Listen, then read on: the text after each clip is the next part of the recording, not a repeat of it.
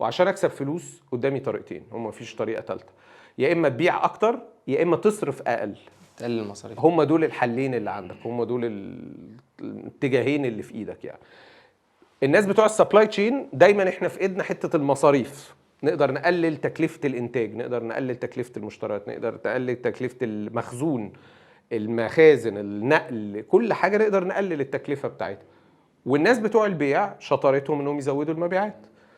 فالفكره دي ما كانتش يمكن موجوده من 50 سنه او 40 سنه، بس شويه شويه لما ابتدى يظهر حاجه اسمها سبلاي الاول كان بيع بس، بيع وانت بيع وماركتينج واصرف ده علشان تبيع اكتر، بس الناس ابتدت تفكر ما انا لو قللت المصروفات هكسب برضو اكتر.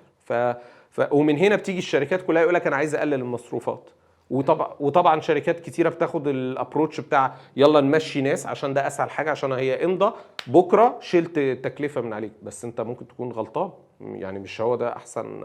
انا عارف ان دي اجابتك من السنين اللي فاتت، نفس الاجابه نفس الكلمتين، هما حاجتين: زود بيع، قلل المصاريف. قلل المصاريف. عشان كده انا لما كنت بشتغل في شركه والشركه تيجي تضغط عليا في تقليل، ولو تفتكر يعني تضغط عليا في تقليل المصروفات، انا مش متضايق، لان انا لو انا النهارده اداره مثلا، انا لو تفتكر احنا كنا بندفع حوالي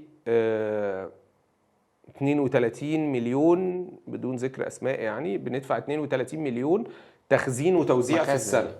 تمام.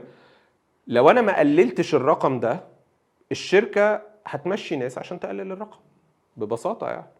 فاحنا الشطاره ان احنا نفكر ازاي نقلل الرقم ده. ولو تفتكر احنا، فاكر اخر حاجه كنا نزلنا 16 ولا 18 حاجه كده، لو نزلت الرقم ده انت بتحمي نفسك وبتحمي الشركه من ان حد يمشي. انتوا كلكم بتحموا نفسكم ان انتوا تفضلوا مكملين. بالظبط، انتوا بتحموا نفسكم ان انتوا شغلكم يكمل.